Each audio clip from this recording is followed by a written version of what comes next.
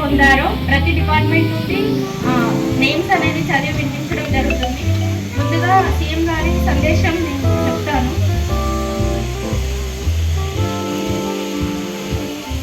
మిత్రులారా, ప్రజా ప్రభుత్వం బాధ్యతలు స్వీకరించి 2 సంవత్సరాల 3 నెలలు పూర్తయింది.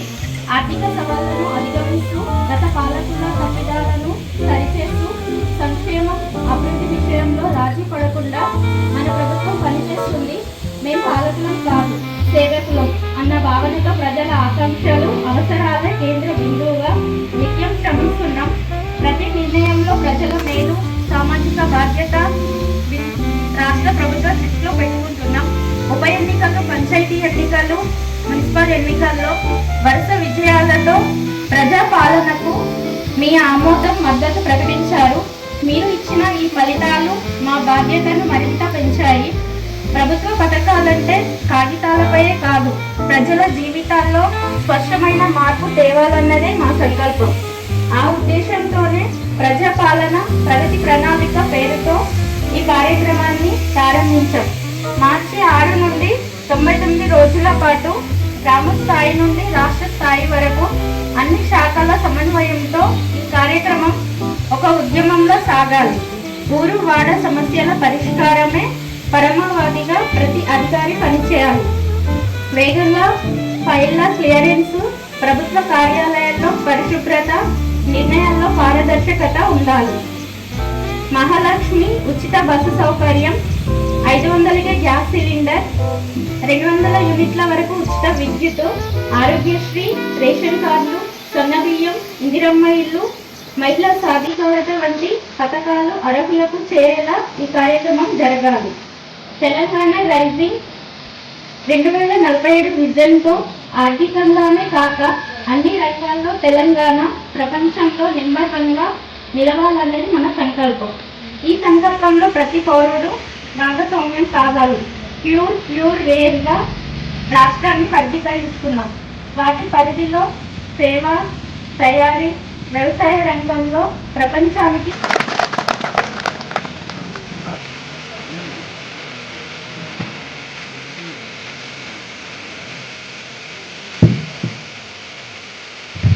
ఇప్పుడు మన గ్రామ పంచాయతీ యొక్క వివరాలు చదివి మన గ్రామ పంచాయతీ అన్న మొత్తం 8 వార్డులు ఉన్నాయి.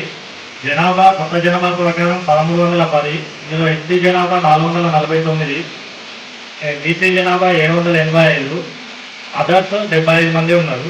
మొత్తం కుటుంబాల సంఖ్య 340 ఉన్నది. గ్రామ పంచాయతీ అందు మొత్తం రోడ్లు 5 కిలోమీటర్ల రోడ్లు విస్తరించి ఉన్నది. అంతర్గత రోడ్లు, రైళ్లు 4.7 కిలోమీటర్లు ఉన్నాయి. మొత్తం ప్రభుత్వ భవనాలు 4 ఉన్నాయి. 2 ఓఎస్ఎస్ఆర్ ట్యాంకులు ఉన్నాయి. 3 మల్టీపర్పస్ వర్కర్లు పనిచేస్తున్నారు. మనకు గతంలో రేషన్ కార్డులు 410 ఉండే. ఈ ప్రభుత్వం వచ్చిన తర్వాత 64 రేషన్ కార్డులు ఇచ్చినారు కొత్తగా. ఇంకెవరైనా కావాలనుకున్న వారు అప్లై చేసుకోవచ్చును. దాదాపు అందరికీ అయిపోయినాయి రేషన్ కార్డులు. సన్న బియ్యం కూడా ఇచ్చుతున్నారు. మొత్తం సన్న బియ్యం 1336 మందికి 6 కిలోల చొప్పున 86 క్వింటాలు ప్రతి నెలకు సరఫరా చేయడం జరుగుతుంది. గృహజ్యోతి కింద 200 యూనిట్లకు ఉచిత విద్యుత్తును 322 కుటుంబాలకు ఇవ్వడం జరుగుతుంది. ఇంకెవరైనా రాని వాళ్ళు ఉంటే సంబంధిత లైన్ మ్యాన్కి వాళ్ళ రేషన్ కార్డు, ఆధార్ కార్డు పట్టుకుని ఇస్తే వాళ్ళకి ఆప్షన్ వచ్చింది. ఫస్ట్ అయితే ఎస్టీ కుటుంబాల వాళ్ళకి వచ్చింది ప్రజెంట్ అయితే. తర్వాత బీసీ వాళ్ళకు కూడా ఇస్తారు. ఎవరైనా ఎస్టీ వాళ్ళు రాకపోతే వాళ్ళు లైన్ మ్యాన్ని కలవండి. ఎస్టీ ఇందిరమ్మ ఇల్లు మన దగ్గర 257 శాంక్షన్ అయినాయి. ఇందులో 107 ఇళ్ళు స్టార్ట్ అయినాయి. దాంట్లో 96 బేస్మెంట్ లెవెల్ కంప్లీట్ అయినాయి, డబ్బులు పడ్డాయి. 93 గోడల వరకు నిర్మించుకున్నారు, వాళ్ళకు డబ్బులు పడ్డాయి. 84 లాభ ఇళ్ళు కంప్లీట్ అయినాయి, వాళ్ళకు డబ్బులు పడ్డాయి. ఒక 18 ఇళ్ళు కంప్లీట్ అయినాయి, వీళ్ళకి ఇంకా డబ్బులు పడలేదు, పడతాయి. రైతు భరోసా మొత్తం 677 మందికి 32,25,035 రూపాయలు ఇవ్వడం జరిగింది. రైతు బీమా ఒకరికే వచ్చింది మా దగ్గర, మండల మొత్తంగా వాళ్ళకి మొన్ననే వచ్చింది. రుణమాఫీ కూడా 17 కోట్ల రూపాయలు అయింది మన ఓన్లీ మన కొత్తూరు గ్రామ పంచాయతీ రుణమాఫీ.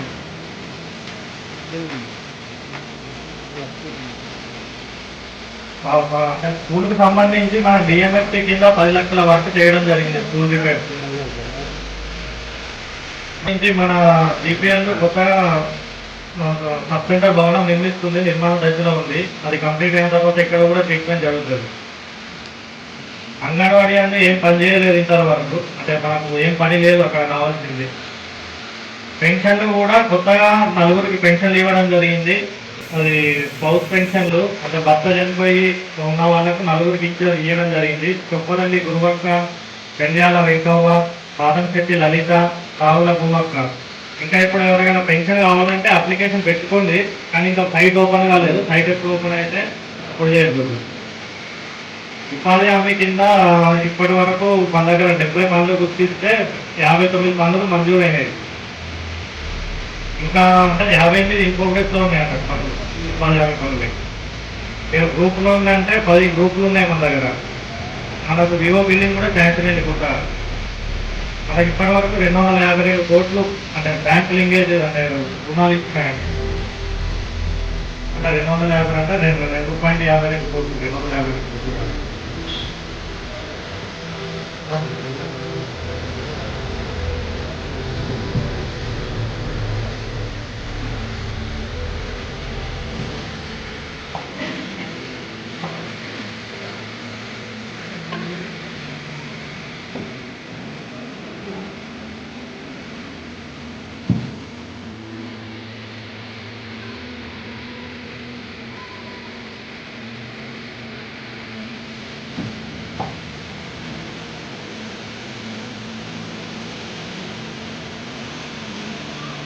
చెప్పండి.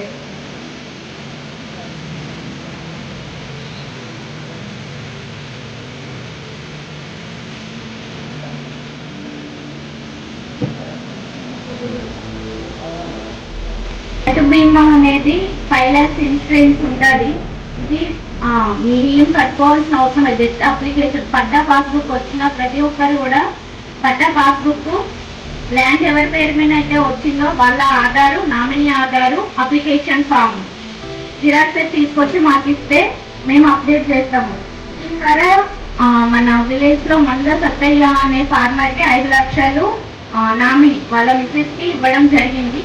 ఇట్లాంటి ఎవరైనా చేసుకొని వాళ్ళు ఉంటే మనకి ఎప్పుడు July 2nd week to August మధ్యలో ఉంటుంది. అప్పుడు అప్లికేషన్ తీసుకొచ్చి ఇవ్వండి. ఇంకోటి రైతు భరోసా ఇప్పటి వరకు మన కొత్తూరు గ్రామంలో 677 రైతులకు గాను 32,25,035 రూపాయలు పడినవి. ఇప్పుడు ఈ సీజన్ ఎట్లా అంటే ఒక ఎకరానికి ఎన్ని ఎకరాలు ఉన్నా ఒక ఎకరానికి అందరికి పడింది. మిగతావి కూడా సెకండ్ ఇన్స్టాల్మెంట్, థర్డ్ ఇన్స్టాల్మెంట్ పరంగా వేయడం జరుగుతుంది.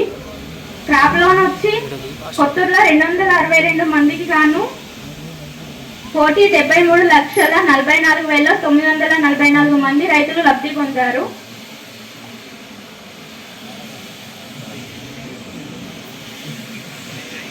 ఇంకొకటి రీసెంట్ గా వర్షం పడ్డదని ఫార్మర్ చాలా అన్నారు, పంట పొలాలు పడిపోయినాయి అని. అది మేము ఆల్రెడీ గవర్నమెంట్ కి రిపోర్ట్ చేశాము. మన గవర్నమెంట్ నుండి ఇన్స్ట్రక్షన్స్ అంటే పంట సర్వే చేయండి డ్యామేజ్ కానీ అన్నప్పుడు మేము వచ్చి సర్వే చేసుకుంటాం.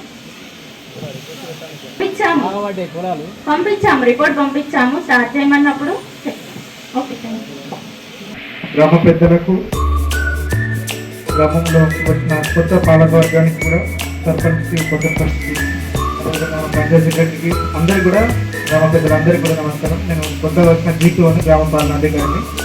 అయితే మనకు ప్రతిష్టాత్మకంగా మన ఈ గవర్నమెంట్ వచ్చినప్పటి నుంచి కొత్త రేషన్ కార్డు గత 10 సంవత్సరాలుగా గత ప్రభుత్వం నుంచి మనకు రాలేదు. ఇప్పుడు కొత్తగా దాదాపుగా 65 రేషన్ కార్డులు మనకు గ్రామానికి చాలా మంది అప్లై చేస్తున్నారు. 65 మందికి కొత్త రేషన్ కార్డు ఇవ్వడం జరిగింది. అదేవిధంగా షాదీ ముబారక్, కళ్యాణ లక్ష్మి కూడా మొత్తం ఒక 9 మందికి ఇప్పటి వరకు వచ్చినాయి మన గ్రామంలో. అందులో ఎస్సీకి 2, బీసీ వాళ్ళకు ఒక 7 కళ్యాణ లక్ష్మి చెట్లు కూడా వచ్చినాయి. ఇంకొకటి ఏంటంటే అంతకుముందు ధరణి పోర్టల్ ఉండే, అది పోయింది. ఇప్పుడు భూభారతి వచ్చింది. భూమికి సంబంధించిన ఏ సమస్య ఉన్నా కానీ కలవండి, అది రికార్డ్ ప్రకారం మేము చూసి వెరిఫై చేస్తాం. Thank you. సర్పంచ్ గారికి, స్పెషల్ ఆఫీసర్ గారికి, సెక్రటరీ గారికి మరియు గ్రామ ప్రజలకు, పెద్దలకు అందరికీ మిషన్ భగీరథ తరఫున నమస్కారాలు తెలియజేస్తున్నాను. ఇక్కడ మనకు 2 ట్యాంకులు ఉన్నాయండి. 2 ట్యాంకులు కూడా ఎల్లంపల్లి నుంచి నీళ్ళు వస్తాయి. ప్రతిరోజు నీళ్ళు ఎక్కించడం జరుగుతుంది. ఆ తర్వాత డిస్ట్రిబ్యూషన్ మాత్రం మనం గ్రామ పంచాయతీ తరఫున చేస్తాం. ట్యాంకులు క్లీన్ చేయడం కానీ, ఎక్కడన్నా విలేజ్లో లీకేజీలు ఉన్నా కానీ, తర్వాత ప్రతిరోజు బ్లీచింగ్ పౌడర్ అందరికి నీళ్లు ఇచ్చే విధంగా గ్రామ పంచాయతీ చూసుకోవాల్సిన బాధ్యత. ట్యాంకులు ఎక్కించేదేమో గ్రిడ్ వాళ్ళు ఎక్కిస్తారు. ఎక్కిన నీళ్ళని నింపుకునే బాధ్యత గ్రామ పంచాయతీ. దానికి సంబంధించిన సాంకేతికంగా టెక్నికల్గా ఏమైనా సలహాలు ఇవ్వాలంటే మేము ఇస్తా ఉంటాం. తర్వాత ప్రతి 15 రోజులకు 10 రోజులకు ఒకసారి ట్యాంక్ క్లీన్ చేయాలి. చేస్తున్నారు, మేము కూడా అబ్జర్వ్ చేస్తూ ఉంటాం. ఇక్కడ పర్టికులర్ గా ఒక ఏరియాకి వస్తే అక్కడ ఏమైనా లీకేజ్ ఉంటే చెక్ చేసుకొని క్లీన్ చేస్తలేరు. చేస్తున్నారు. ట్యాంక్ క్లీనింగ్ చేస్తున్నారండి సెక్రటరీ గారు అనగా 10 రోజులకు ఒకసారి చేస్తా ఉంటారు. నేను కూడా చెప్పుడు మాటికే ఉన్నది, అది చేసుడు లేదు. చెప్పుడు మాటికే ఉన్నది, చేస్తలేరు. ఎప్పుడు మేము చూసామండి. నేను ఒక్కసారి చూసి ప్రతిసారి నేను చెప్పేది ఏంటంటే గ్రామ పంచాయతీ చేస్తూ ఉంటారు అన్ని పనులు. ఆ చేస్తలేరు. మరి అడిగించట్లేదా సెక్రటరీ గారు? 10 రోజులకు ఒకసారి ట్యాంక్ క్లీన్ చేయాలి. ఏకంగా చూస్తాను సార్, 10 రోజులకు ఒకసారి ఎక్కడం లేరు. అది ఏది ఆ ట్యాంక్ ఎక్కట్లేదా? ఎక్కట్లేదు. అది అసలు ఇది ఎప్పుడు ఎక్కుతారు, ఎప్పుడు కనబడతారు వాళ్ళు. నీళ్ళు ఎక్కి చూద్దాం, 5 రోజులు ఎక్కి చూద్దాం, ఎక్కి చూద్దాం. అట్లేం లేదు, చూద్దాం అది ఎట్లా ఉంది ఏంటనేది మనం ప్రత్యక్షం చూద్దాం అంటే ఎక్కి చూసొద్దాం. అది చూస్తామండి. లీకేజీలు ఉన్నప్పుడు కూడా ఇప్పుడు ఒక వాడకి నీళ్ళు ఏమైనా కలర్ వస్తున్నాయంటే ఆ వాటర్లో ఏదైనా లీకేజ్ ఉన్నప్పుడు లీకులు ఉన్నప్పుడు వస్తామండి. అవి ఏంటంటే మీరు కూడా చెప్పొచ్చు. మీరు మాకు చెప్తే సెక్రటరీ గారు చెప్పినా మా చెప్పినా వాటిని ఇమ్మీడియట్గా అటెండ్ చేసి చేసేపండి. ఇది ఉంటుంది.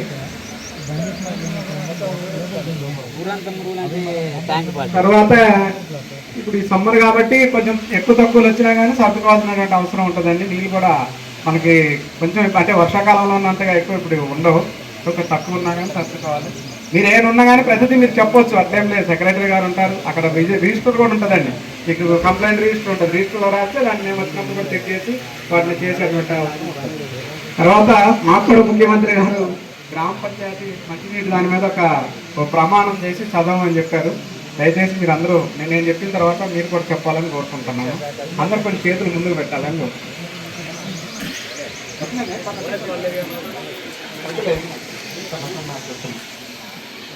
చేతులు ముందు పెట్టండి. మన గ్రామ నీటి త్రాగునీటి వ్యవస్థను మా సొంత ఆస్తిగా చూసుకుంటామని, నీటిని వివేచనతో పొదుపుగా ఉపయోగిస్తామని, తాగునీటి పరిసరాలను పరిశుభ్రంగా ఉంచుకుంటామని, త్రాగునీటి వ్యవస్థను సమర్థవంతంగా నిర్వహించుకుంటామని మరియు ముఖ్యంగా ప్రతి ఇంటికి ప్రతిరోజు సురక్షితమైన నీరు. Thank you sir. ఆగట్లేదంటే నేనేమంటున్నానంటే ఇప్పుడు మీరందరూ క్యాన్ వాటర్ తాగుతున్నారు. ఇప్పుడు నేను వద్దు అన్నాను అనుకోండి, మీరు దాని మీద కానీ మీరు టెక్నికల్ గా మనం కూడా చెప్పాము. మీకు కావాలని మళ్ళీ అవేర్నెస్ ప్రోగ్రామ్ కూడా పెట్టిస్తాము. ఇప్పుడు మెయిన్ అంటే మీ పక్కనే ఉన్నా మేము అంటారు లేదు, మేము కూడా వచ్చినప్పుడు అవే తాగుతాం. కానీ మీరు ఈ నీళ్ళు తాగి చూడండి. ఒట్టిగా అండి ఎవరైనా నేను కూడా మీలాగా ఉన్నప్పుడు విలేజ్ ఉన్న వ్యంగ్యంగా అనుకుంటాం అదేదో ఉన్నది అంటున్నదని. తర్వాత నేను మిమ్మల్ని అందరిని కోరుకునేదంటే మీరు అంతా తెలియగలిగిన వాళ్ళు చదువుకున్న వాళ్ళు కదా. ఒకసారి మీరు ఎల్లంపల్లి మనకు 100 కిలోమీటర్లు లేదండి. దయచేసి మీరు అట్లా పోతా ఉన్నప్పుడు వాటికంటే ఫిల్టర్ అయ్యి ఉంటాయండి. అదే నేను చెప్పేది.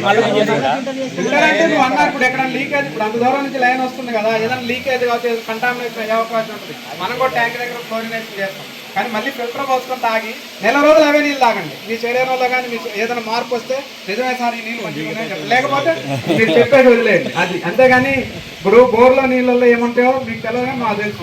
కాదు అన్నాం అనుకో, మీరు ఇచ్చే బాగాలేవు, అవి లేవు, భూమిలోకి పోయే కొద్ది ఫ్లోరైడ్ పెరుగుతూ ఉంటుంది. మనం చేసే ఆర్ఓ ప్లాంట్లో ఎక్కడ ఫ్లోరైడ్ అనేది రిమూవ్ కాదు. తాగొద్దని మా చెప్తున్నారు, మేము చెప్పినా మీరు వినరు అనేది మేము వచ్చేస్తా. అవన్నీ చూడండి, అందులో చాలా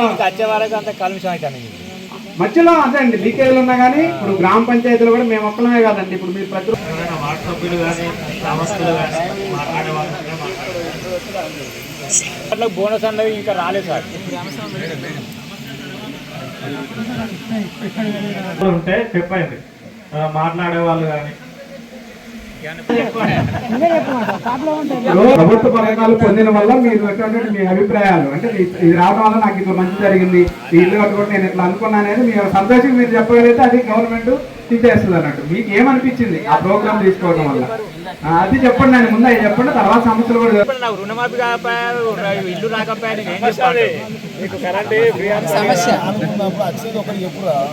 కరెంట్ మాత్రం పర్లేదు సార్, కరెంట్ మాత్రం అందరి పైన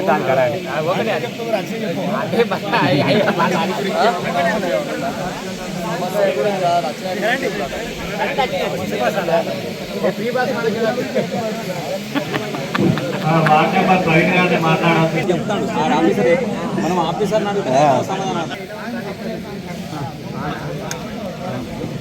సార్ ఇప్పుడు మన ఊరికి శ్మశాన వాడికి ఇబ్బంది ఒకటి ఉంది సార్, అది బాగా ఇబ్బంది అవుతుంది. మామూలుగా ఏమైనా చనిపోయినప్పుడు కానీ స్నానం చేసడానికి ఇప్పుడు మన చెరువు ఉంది, చెరువులో స్నానం చేస్తారు. అప్పుడు కొంచెం ఇప్పుడు ఎప్పుడైనా ఎమర్జెన్సీ ఉన్నప్పుడు అట్లా బాగా ఇబ్బంది అవుతుంది, అదొకటి. అదే కొన్ని నల్లలు కూడా ఫిట్టింగ్ చేపిస్తే అట్లా కొంచెం ఇబ్బంది లేకుండా అయిపోతుంది అని.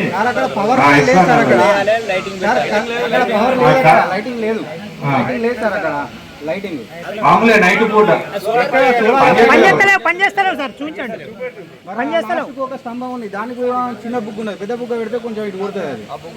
అది పనిచేస్తలేవు సార్, చూపించండి.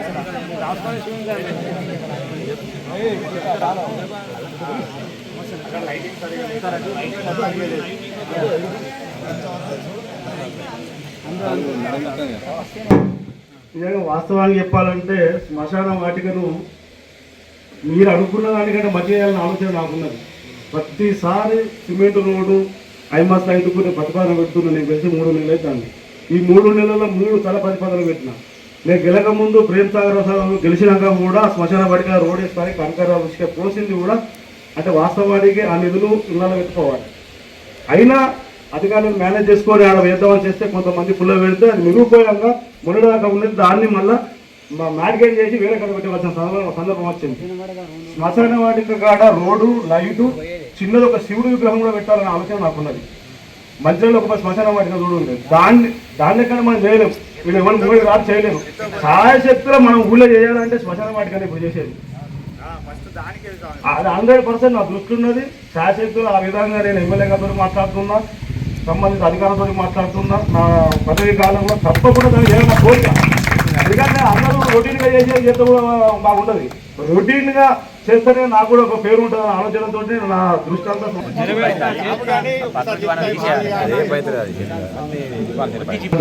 ఏర్పడి 99 రోజుల ప్రణాళికలో భాగంగా అలా పాలకవర్గం ఏర్పడి 99 రోజుల ప్రణాళిక భాగంగా మన గ్రామంలోనే జరిగినట్టు అభివృద్ధి పనులు సీసీ రోడ్లు వేయించాము. ఇప్పటి వరకు ఫస్ట్ స్టార్టింగ్ 2 బోర్వెల్ చేయించాము. ఒకటి 7 వల్ల 2 చేయించినాము. ఇదే విధంగా లైట్లు, పెద్ద లైట్లు అన్ని పెట్టించాము. చిన్న వీధి బల్బులు కూడా అన్ని పెట్టించాము. కొన్ని పోల్స్ కావాలి మనకు. 7 వల్ల ప్రధాన సమస్యలు పోల్స్ కావాలి. రెండవది ఏంటంటే ఒక పాతిళ్ళు ఉంది, ఆ పాతిళ్ళకు వాళ్ళకు ఇబ్బంది కలుగుతుందని చెప్తున్నారు. దాని దగ్గర పాములు అవి వస్తుంది అని చెప్తున్నారు. దాన్ని తీపియాలని ఒకటి అలా అప్లికేషన్. ఇంకోటి రోడ్డు హైట్ ఉంది, 4 ఇళ్ళు కిందకి ఉన్నాయి. దానివల్ల కొద్దిగా కిందికి ఇబ్బంది పడుతున్నారు. అదొకటి చెప్పిండ్రు. ప్రధాన సమస్యలు అయ్యి ఇప్పటి వరకు పాలకవర్గం ఏర్పడిన తర్వాత కాంగ్రెస్ గవర్నమెంట్ గత 10 సంవత్సరాల పాలకవర్గంలో చేయనటువంటి పనులు మన గ్రామానికి ఇంద్రమ్మ ఇల్లు వచ్చినాయి. 10 సంవత్సరాలు వేచించి చూసి కళ్ళు కాయలు కాసినటువంటి చూపెడతా సార్. ఇప్పుడు నేను 2 డేస్ నుంచి చూపెడతా. 2 డేస్ అవుతుంది. అది పెట్టాలి కదా సార్. ఇప్పుడు ఎక్కడెక్కడ పోయింది అనేది కూడా చెప్తాను నేను. 2 రోజులు అయినా నేను చెప్పాలి. 2 రోజులు లెక్క కాదు, అడిగిన దానికి తిరుపతి ఇగో ఈ గ్రామ సభ కాడ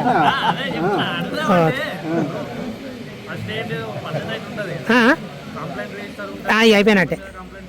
అత్తన్న బావా, అత్తన్నది. ఓకే.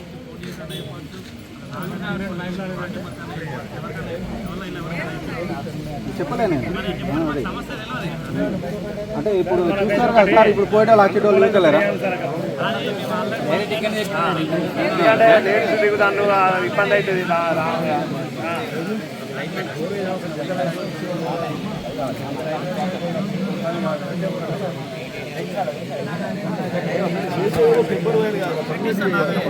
మాటలే అటు సైడ్ కొన్నాం అశోక్ గౌడ్ ఇటు ముంగట నెంబర్ ఇటు ముంగట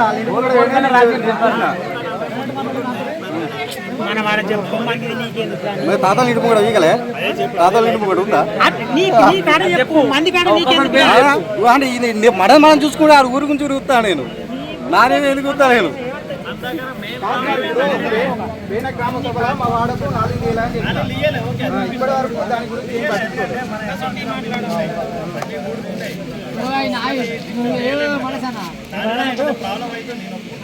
మా వాడికైతే వాటర్ మొత్తం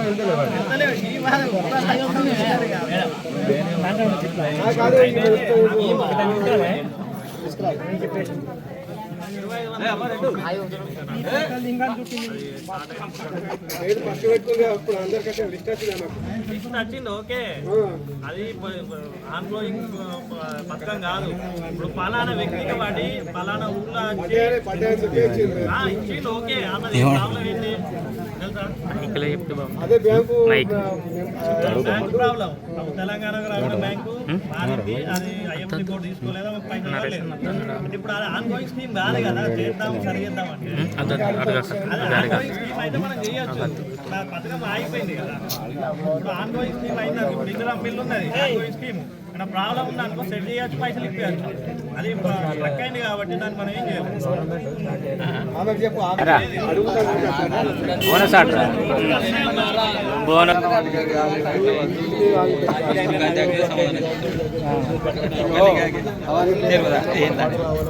సెంటర్